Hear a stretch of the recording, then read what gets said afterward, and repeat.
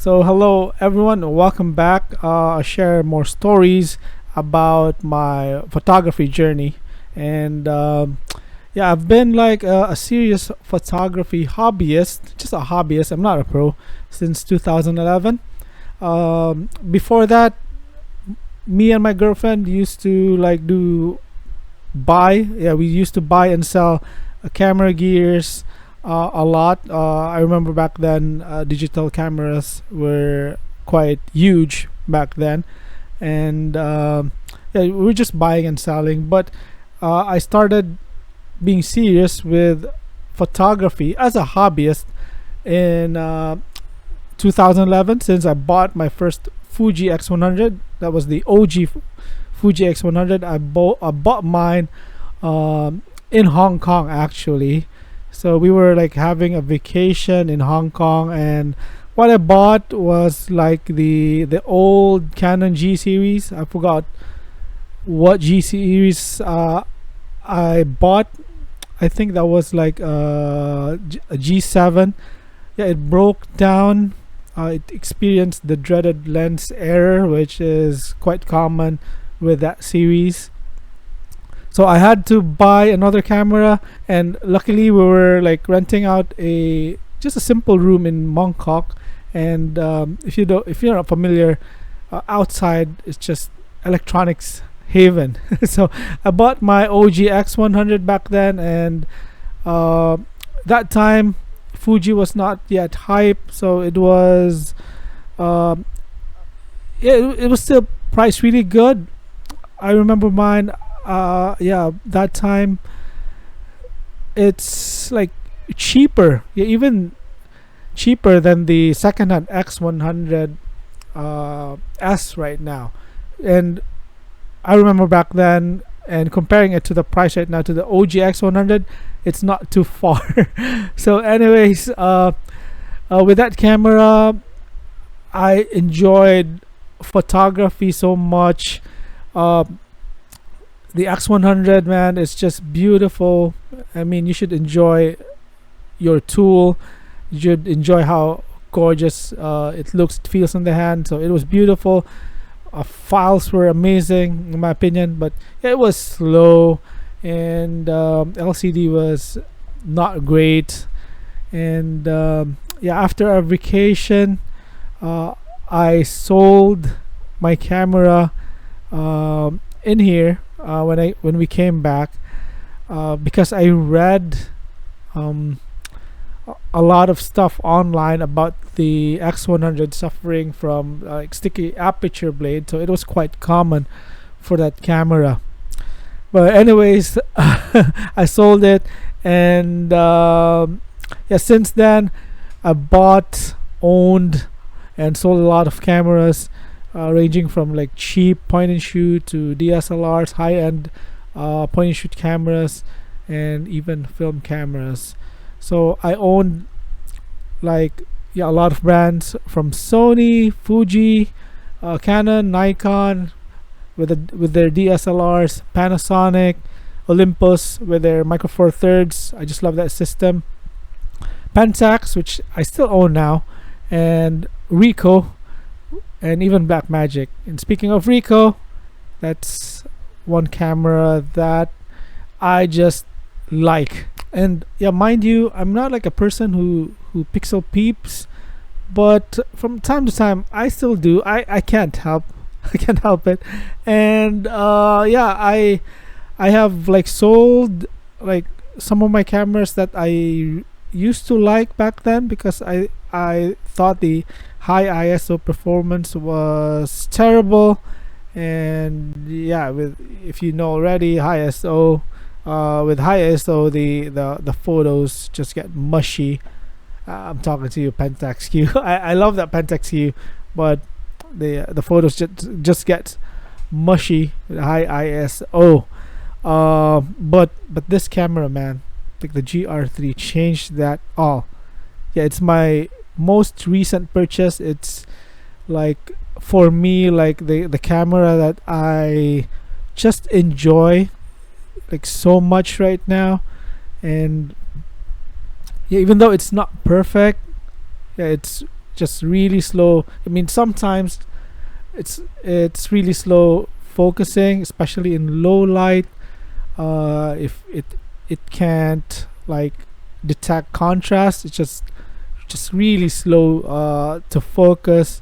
And yeah, I do miss some shots because of it. And yeah, the Sony's man will just crush the Ricoh GR3 with AF performance. Yeah, lens is not the brightest. It's just 2.8, 28 mm 2.8, so it's not the brightest, but it does like feature IBIS, so you can do like slow shutter to lower your ISO. But yeah, I understand some people, they want to like stop the movement of the subject. And yeah, the aperture, which is like 2.8, which is not bright enough, could cause problems with that one. You will be, you should, I mean, you need to go higher ISO with that one, which yeah, creates a lot of noise. Yeah, I'm spoiled with my like favorite lens system right now, which is the Pentax Limited. I do have like the three Amigos, and like all of them, like the 31 mm, 43 mm, 77 mm, like they have like 1.8 to 1.9 aperture, which is, I think, good enough for, especially for full frame. And also like noise performance of the GR3 is not that great compared to full frame. I mean, it's APS-C, so you do get APS-C noise performance in that camera, like from 3200 ISO above, you do see a lot of noise, but yeah, it's acceptable. And if you underexpose, you do get tons more noise. So yeah, I suggest you properly expose, or expose slightly higher. And you could see on the LCD, you might not think that the photo will look great, because for some reason, like the LCD doesn't show how great the photo is. It's kind of blurry in the LCD. I don't know why. But if you zoom in, you do see like the details. But if you don't zoom in, you might see that the image is a little blurry. I don't understand why that is, because I mean, it's a newer camera. It's not the latest, but it's a newer one, released like a few years ago. I think like 3 years ago. So again, not on the same level, high ISO noise performance as my full frame. I do have like an S5, a Pentax K1, and Sony A7, and it's not on the same level with those cameras. But yeah, what I really like about the GR3, man, is snap focus. It's the feature I use like probably like 90% of the time when using the camera. With the snap focus, it becomes like the fastest, most discreet camera that I have owned. So yeah, with snap focus, if you don't know what that is yet, yeah, you set like a certain distance that the camera will have like the sharpest focus. So for example, 2 meters, like at 2 meters, it takes the sharpest photo. So you have to estimate how far the subject is. If it's accurately at 2 meters, it's definitely sharp. So you will miss some photos. I'm talking about the sharpness because we're talking about estimates here, so it's just approximation. So yeah, it's acceptable. I mean, it is like a street camera. And what's most important, I mean, about taking photos with a GR is the composition. So like the sharpness, even though that is important, it is not the solely the most important thing about that one. So yeah, it's super enjoyable.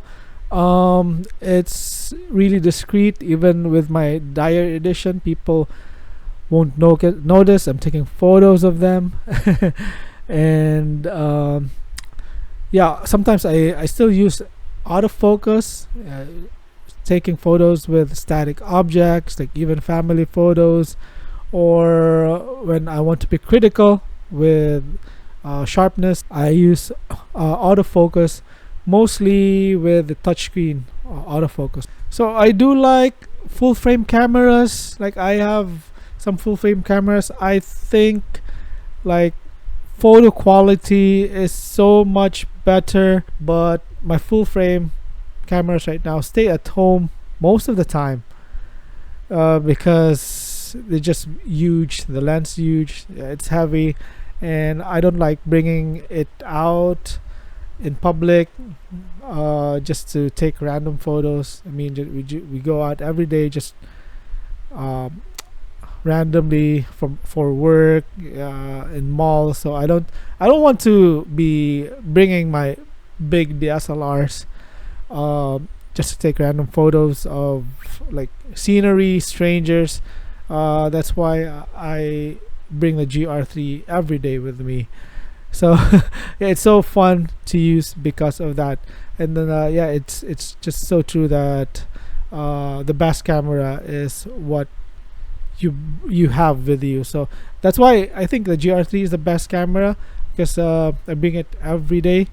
And that camera actually cured my gas or gear acquisition syndrome, because right now I haven't like look at Facebook Marketplace or yeah, other marketplace for new lenses and new bodies, since I'm just so satisfied with the GR3. And yeah, I don't know if there's any other camera that could beat that for just taking daily snaps, taking daily photos. And yeah, I'm just so satisfied, so impressed with a GR3. And that's why I think that is like the best everyday camera out there. So that is my story so far, again, for the Ricoh GR3. I hope you enjoyed that. Yeah, I know some gibberish there, but I hope I have shared my story and you appreciate that one. So yeah, if you don't own the GR3 yet, please do try it. I promise you, you'll be satisfied. Just understand how the camera works. I mean, it's not meant for like normal point and shoot camera function. I think you have to appreciate and try to master like the snap focus distance and snap focus setting on that camera to enjoy it much more. So yeah, hope you enjoy this, and hope you enjoy the photos that I took with this camera. So yeah, see you next time, and have a great day. Oh, don't forget to like and subscribe, and have a great day, everyone. Bye bye.